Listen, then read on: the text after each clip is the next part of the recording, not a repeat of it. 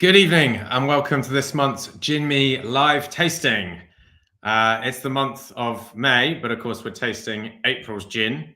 And we are super excited to be going to Edinburgh, back to Scotland this month.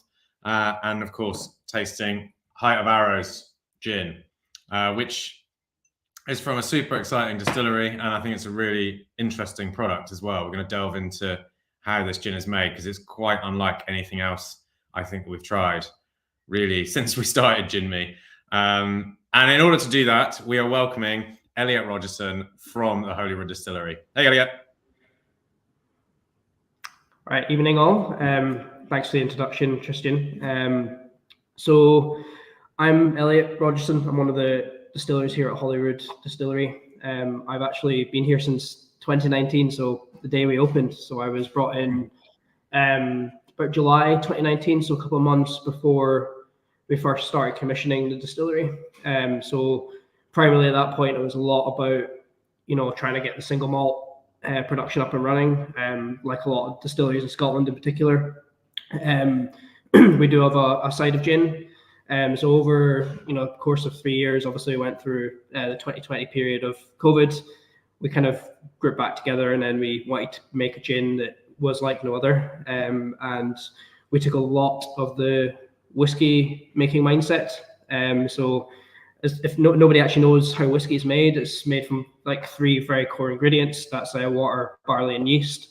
So that's where we kind of put our brains together and we're trying to think, we're known as these whiskey geeks who like to play around with all these specialty malts, yeast strains, trying to utilize different ways of producing single malt whiskey. Like how can we maybe make a gin that a whiskey drinker would like, or how can we make a gin that kind of mimics what our story is and where our heart is in Edinburgh.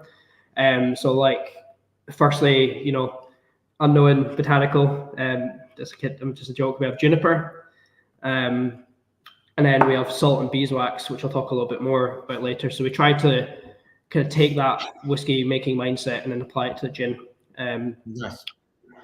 Kind of more in depth, like behind our the type of distillery we are quite creative. Like we take a lot of approach to new ingredients, new ideas. For example, our team's very we have a lot of different backgrounds. Like for example, myself, I was an ex-brewer for quite a few years.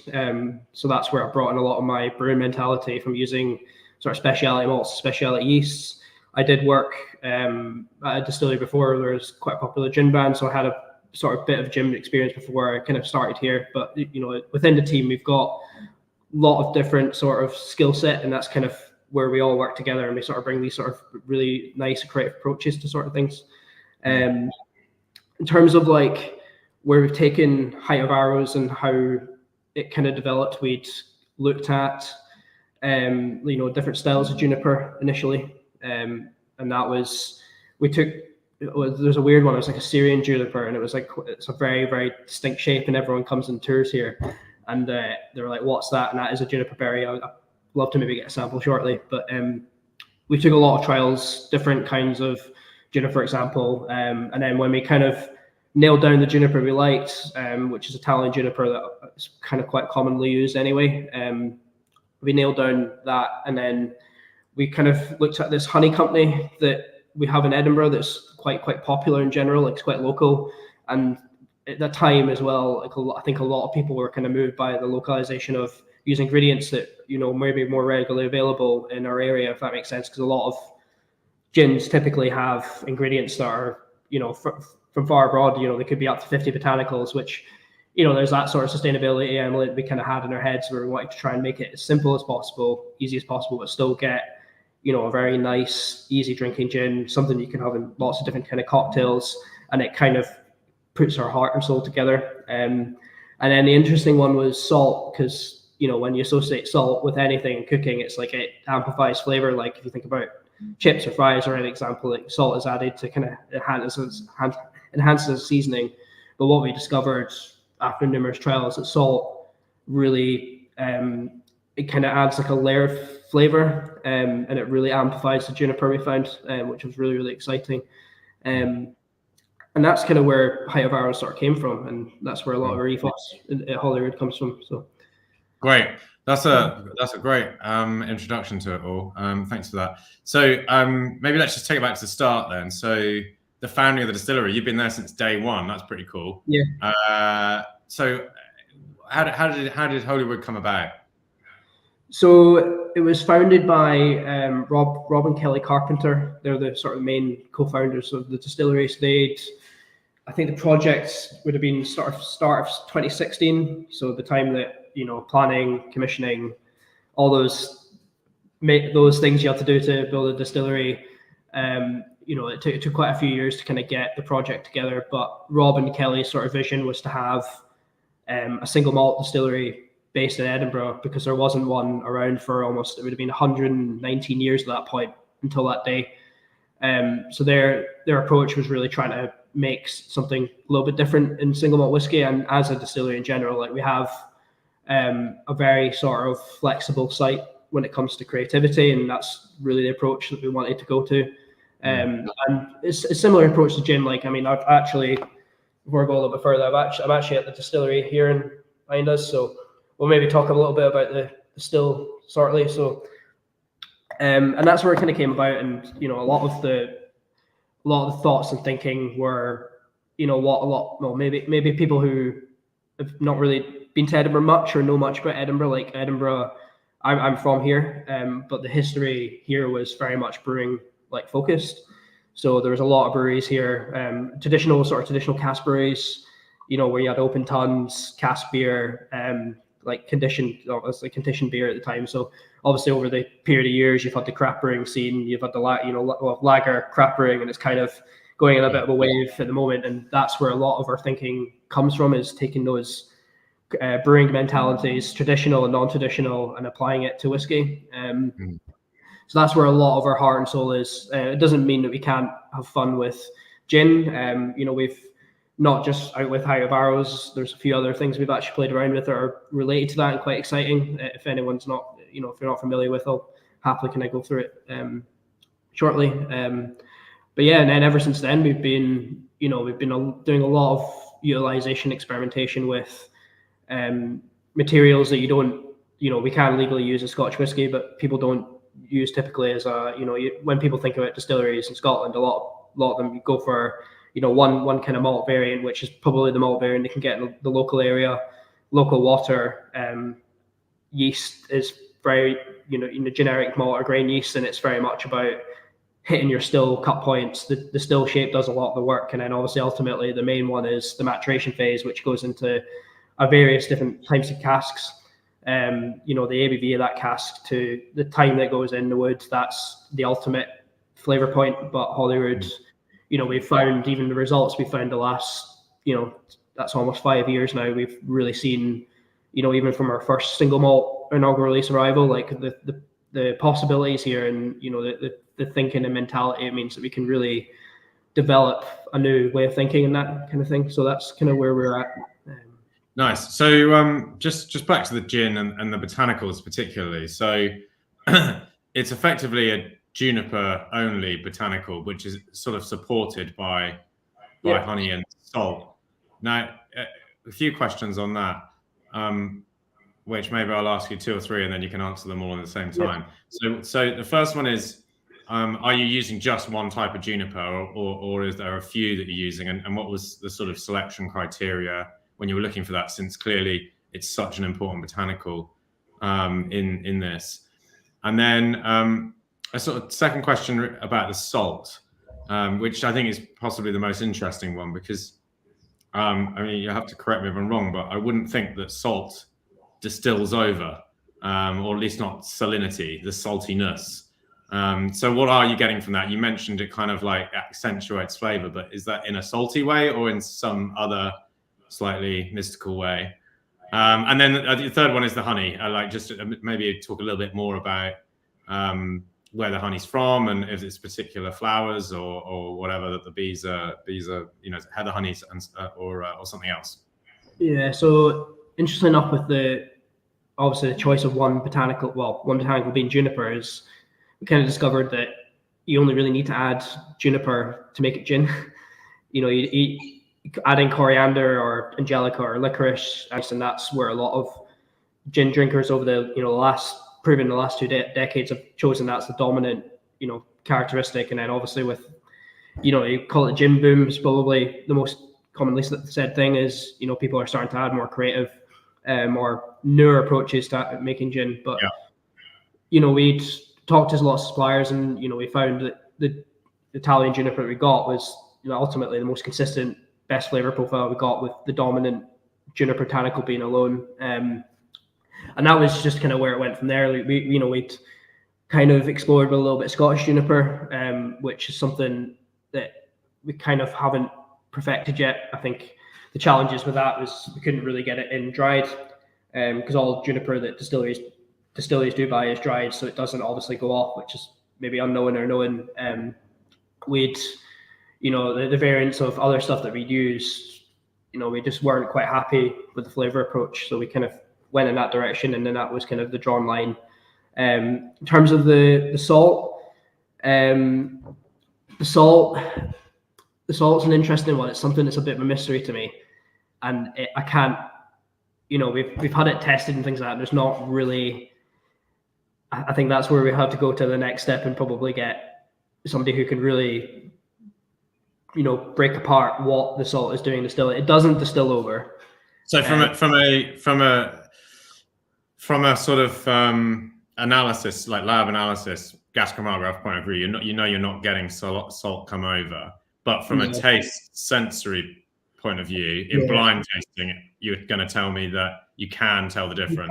You can. Like we did explore adding it in post distill it instead of in the pot before, and the flavor differences were there. Like they were there. They weren't massive, but it was just, it gives it that kind of layer, and it almost smoothens out like kind of what you'd think salt would do, if that makes sense. Like it, to some degree, like salts, it's a natural purity. Like if you add salt to water, it neutralizes. It's the same thing. Like a good example is even at the distillery, we'd it's sort of incomparable, but when we add salt to our water treatment for our boil house and stuff, it neutralizes the water, so it acts like a neutralizer in some way. I wonder if it's actually doing all of its work in the still, rather than distilling over, and so you're extracting something different out of the juniper, because of the salt. So in our mind, it's probably taken a lot of itself, because obviously during the distillation process, you get, obviously depending on how hot you run it, for example, your kind of consensus is you want to run it between 20 to 15 degrees. I think a lot of the salt is probably stopping those impurities carrying over. And I think we're a little bit lucky. So it's beeswax. I've actually got an example here. So this is beeswax we get from the Edinburgh Honey Company. Just almost. Sorry, beeswax, yeah. No, it's okay. It's pretty much the same thing. But basically, we get it in almost like these cheese wheels. Well, that's what we call them. But we break them down. So we kind of like to display this quite a lot on the tours. But the beeswax, basically, the thinking behind that is it adds like texture. So you do feel it. I certainly do feel it. So it's almost like gives it mouthfeel. So when you associate mouthfeel from a whiskey distiller's point of view, that's the sign of the type of still shape it is. It kind of relates to that conversation, if that makes sense. So with the beeswax, there is something kind of fatty or waxy that's distilling over. Of course, there are whiskies that are famous for being waxy, and I suppose something has to distill over for them to be like that too. So you can actually see it in the glass as well. Yeah. I've actually got quite we use these at the distillery, but you have that sensory glass. You see it yourself, you've got to be Glencairn, but you do see some of the oils drip off, and it's quite fascinating. It was a really big shock to us, when we were trialing it, and it took, initially we're quite scared to use large volumes of it, and when I mean large volumes, it was, we're talking small percentages, like very, very minimal, like the same as you'd do with like Orris root in a gin, like you'd add, minimal, less than 1%. And initially, we're like, oh, if you take it a little bit higher, and then we noticed it almost mimics, almost like very similar to drinking a whiskey. And that was not fully it was fully the vision of it. We wanted to do something so replicant where a whiskey drinker would appreciate it. And, you know, that was our thinking and that was our sort of mold. And we started. That's kind of the starting point. I get it now, because it's like, yeah, I mean, texture and waxiness in whiskey is a thing and a desirable thing more often than not. Yeah. And then also, you know, there's malts that are famous for their kind of maritime or saline qualities as well. Yeah. So I guess that you might have intended to put something smoked in there as well. So you tick another box of whiskey. I mean, if you want to jump to that topic, so this was, what year are we at now? So this was mid 2022 actually. There was basically a barbecue, basically quite a popular barbecue place down maybe 20 minutes from us. So maybe it was down by Leaf. So yeah, 20 minutes down the road. And we actually took juniper leaves and juniper berries that we bought juniper leaves, juniper berries, and we actually got them to smoke them like a pitmaster would do. And we wanted to see because obviously we're like, oh, High Barrows, you know, we're doing something very similar to gin, and we tried it, and like in our heads we're like, this is going to be like the peated whiskey drinkers gin. Didn't quite work out the way we wanted it. So, but no, that's the whole point. Like, it is part of it. Like, you don't know until you try it, and I think there's an element, if you have a really good idea, you know, you put the thinking thought process behind it, and that was one thing that did pop up early days. But yeah, the thing is with smoke, you need something quite robust to balance it, I think. Yeah. And with whiskey, you tend to get that with either, you know, the malt or the fruit, or maybe it's a sherry cask, or just it could be a strong maturation profile. And like with meat, you tend to get it with the seasoning and the rub and the meat itself. With gin, because the flavors usually are quite kind of delicate. Yeah, so even just the slightest amount, even just a noticeable amount of smoke can be a bit overpowering. Yeah. I think if we were ever to do it again, we'd make it less volatile. It was worth the try. Like, I think a lot of it came from our. I mean, I could probably start. And would you like me to go a little bit in depth on sort of the other High Barrows trials that we've? Well, maybe talk about what the other High Barrows products first. Yes. So I kind of drifted off a wee bit, but a lot of that smoked character came from one of our other High Barrows products. Right. So this was it's what we call High Barrows Heavy. So I'm getting a cat. So the Heavy is probably the second favorite to High Barrows itself. So this is basically where we take a small proportion of the juniperberries that we typically use for High Barrows, but we add roasted juniper. So we took the juniper berries and we roasted them the same method as a coffee roaster would do with coffee beans.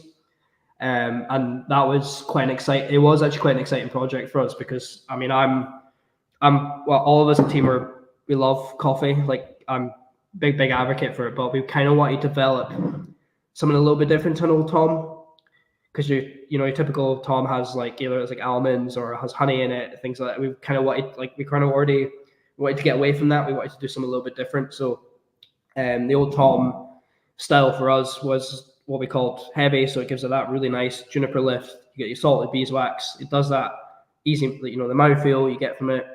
The salt does that amplification, but that small proportion of roasted juniper kind of gives it that extra lift and it amplifies the flavor even more. We went for higher ABV for that as well, because the ABV, it was more of a sensitive decision. We just liked that extra bite the 46% gave, as opposed to 43 for the High Barrows.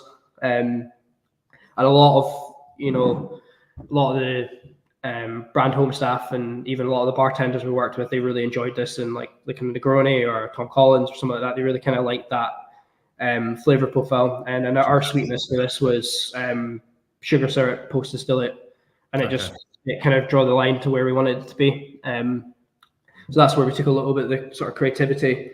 Yeah. And yeah, that's the High Barrows Heavy. So it's actually been really, really popular, and it's one of my favorites.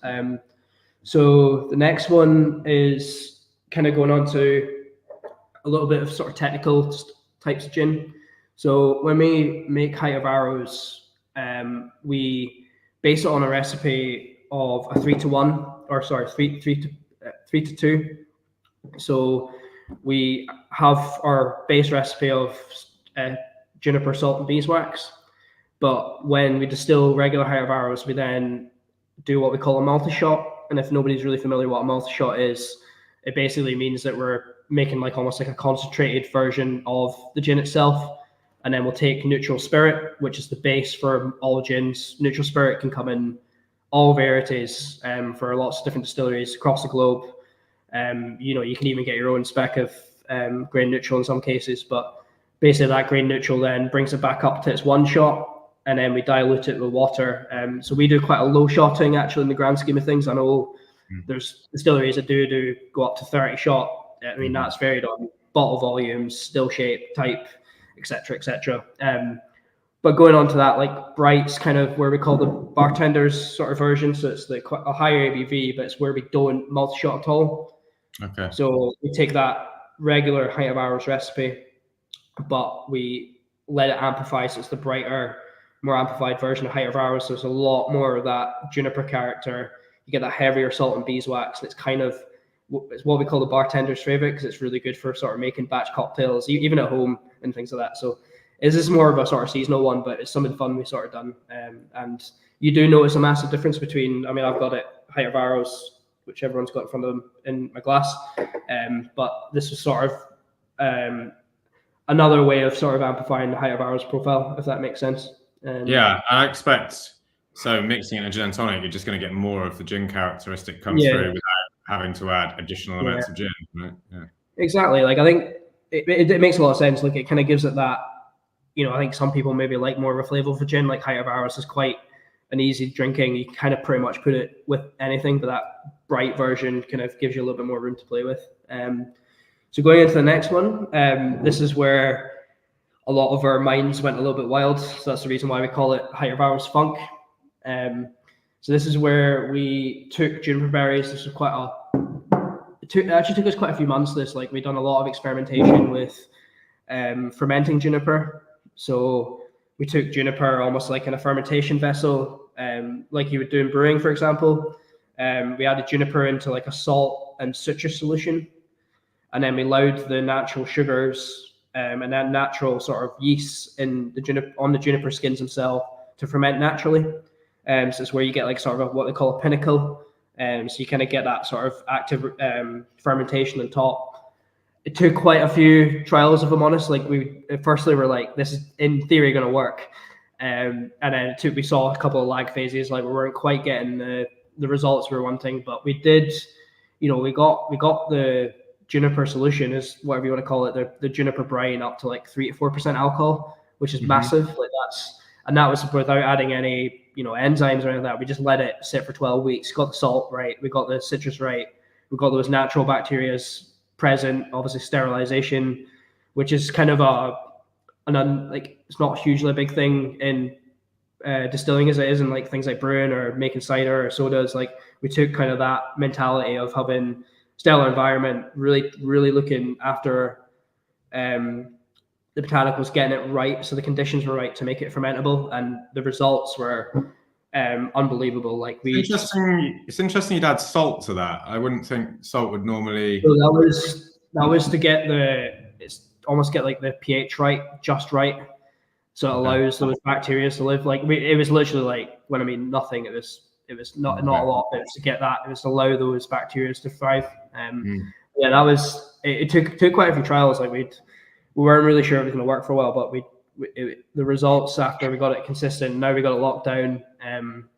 It's got that kind of, it almost tastes like it's got a lot of citrus in it when it really in reality doesn't. And it's interesting. Kind of like really popular in the market. Like it's my favorite martini gin by a long shot.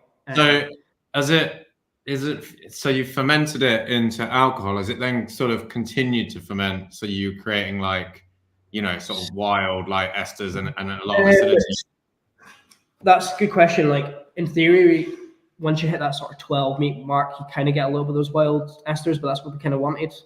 But what we've done is, if you think about, charging GNS into that pot behind me, we used, that brine solution and then distilled it within the still. So obviously those purities, and then those distill, those juniper creative characters come over. And it was honestly just the same way of you're chucking everything in there, all the brine and the fermented juniper and everything. Everything. And it was weird. We were worried about having it different cuts, different head points, but we didn't really notice a difference, which was quite a big surprise to us. But it kind of, I think the slogan for this gin's a little bit like the Funk's the new smooth. Like, it's so smooth and it's so citrusy and it's like really velvety. And so yeah, besides the fermented juniper, what else did you change? Did you put also regular juniper in there, and then also like the beeswax and the salt, or exact same recipe, but the way that we treated the juniper was just that sort of fermentation side of things. All of the juniper goes through that process? Yeah, all the juniper. Oh right, wow. Yeah, so that was the only really big change. Sure. That sounds interesting. Yeah, you got to think about, like, if you're putting that in like a 12, like you're prepping that gin run for 12 weeks. That's like a big window. Like, it's cool. Like, it's a really cool concept. It was quite exciting when we kind of got it right, because it took a wee bit of trial, and like a lot of things do. But that was quite a big smile for us. I think we're really loving the results. I mean, the amount of messages and the amount of sort of feedback we got, everyone was like, even distillers were like, you're fermenting juniper. Like, why has nobody ever tried this before? So it's, and I'm a firm believer there's always room for improvement as well. I think there's things that we could probably do a little bit differently, getting more of the, this kind of complex flavors from juniper from fermentation. There's a few ideas that we have, so it's exciting. Nice, cool. That's a great rundown of the different recipes there, and some interesting experiments to try for sure. I'm really intrigued by the funk one. I think that's a fascinating project. Yeah. We'll need to get a bottle down to you then. Yeah, for sure. Yeah. It's always welcome. So you mentioned, a few sort of drinks recommendations that you have for the heavy, like Negronis and that sort of thing. Let's start with the regular height of arrows. Is there any way in particular that you or the distillery kind of recommend serving it? I like, a lot of the time we're interested in, what do you garnish it with and all this sort of stuff with gin and tonics. But are there any cocktails or anything like that? Yeah, the interesting one with height of arrows is we always recommend a Gibson. So Gibson is our perfect sour would be 50 mils height of arrows, 10 mils dry vermouth. Add your mixer and stir it until icy cold, and then strain into the desired glass, and then have like one of those sort of sweet cocktail onions. It was the first I ever tried a Gibson in my life, I think, and it was unbelievable. And that was our sort of perfect serve for height of arrows itself. So, I mean, personally, good drink. Yeah, it is a good drink, and I've had quite a few since. And the amount of times I've really enjoyed a gin tonic, because height of arrows it's quite an easy drinking gin itself. So it's just a very simple. You don't really need to go too over the top with it in some cases. And then I've always been an advocate for a martini. I think a lot of the height of arrows range really kind of suits it, more so on the funk and regular side of things. So nice. Yeah, just thinking about this sort of single botanical approach, and I realize you do have the beeswax and the salt, but my take on it is that they seem to be very much kind of supporting characters in this quest for sort of pure juniper, a statement of pure juniper. It is surprising, I think, when you taste gins that are only made from juniper, or distillates that have only got juniper, how much like gin they taste for a lot of people. You're like, oh, and you do start to realize that all these other botanicals are perhaps sort of ancillary and unnecessary. And, I remember the first time I tried one was at was Gin de Mahon, on Menorca. Yeah, it's been a while since I heard from it. Yeah, because I mean, it's one of the only other gins besides London Dry that's got a designated, well, it's not a designated origin, but a what do you call it? When it's not, it's like an AOC, but not. As legally stipulated as to sort of how it should be made. Besides London Dry, there's a couple out in Eastern Europe as well, Vilnius. And it's made in Menorca, and they only use juniper, and it's Menorcan juniper as well, which is pretty cool. And I remember when I went out there to try it, and I was like, "This is like one of the best gins I've ever had." Yeah, and it's because it didn't have any other kind of confusing elements to it, other things that were trying to take your attention. And I think, you know, gins were obviously only ever supposed to be juniper flavored, and these other supporting elements were only really brought in when you wanted to kind of augment a certain characteristic of the juniper, or if you didn't have enough juniper, and so you know, or it was expensive or unavailable that time of year, you might use the other things that are available to you to kind of elevate it a little bit. And then we just kind of got in the habit of adding all of these different things in. And when, I mean, you obviously know what you're talking about. I'm guessing you're like a Harriet Watt graduate. No, I'm not actually. Okay. No, I assume that everyone that works at Holyrood is, but you know, if you do a sort of chemical analysis of all the botanicals that you tend to find in gin, basically all of the supporting botanicals have at least one component that's common in juniper. So they're all bringing something that juniper already has. They're always bringing like a similar. I think you know, you find with juniper, you kind of, you know, you're always going to get that sort of dominant juniper flavor. But given, I think what a lot of people forget is, you know, even just down to like your water, like the type of water you're adding, you know, your still type, you know, whether you have a column still, vapor basket, like a lot of those things do play a massive part. And then even down to how you prepare your gin, like freshness of juniper, that in my experience has been quite a big one. Like you'd be quite surprised when you have juniper lying around for a longer time than you have with stuff that, you know, is batch managed. Like it ultimately is down to the product and it's quality first. Like it really is. I think we're quite not fortunate and lucky here, but we do, you know, from my experience of gin, you don't need an overly complicated setup and system. Like you really don't. I think it's really down to balanced ingredients, balanced distillate, and then the rest sort of speaks for itself in some way. And then, you know, from a production point of view, as long as you're ticking the boxes, it doesn't need to be largely difficult in that way. Like, you know, as long as you're keeping quality first, and you know, we do sensory twice a week, and you know, we always pick up. You know, we're training ourselves every week. I mean, I'm always going to be learning. Like I think everyone's going to be learning in some way, but having those processes in place, you know, you can identify an issue pretty quickly, and that is massive and key in my mind. It really is. Cool. All right. Well, look, let's wrap it up there. I think that's a nice way to finish it. A lot of information there, a lot of interesting stuff. It's great to have you on and to hear about some of the more wilder experiments that's going on in the gin world and whiskey world as well. So yeah, appreciate it. We're not done yet. Yeah. Well, maybe we'll get one of the other ones on at some point in the future, and you can come up on and we can delve into that in more depth. No. Thanks for having me. Is there any questions whilst I'm still here? I'm not sure there's any questions coming up at the moment. Normally get a few, but do you know what? I think we've probably covered so much that maybe, yeah. But look, thanks, Elliot, and thanks so much for your time, and thanks for your gin as well.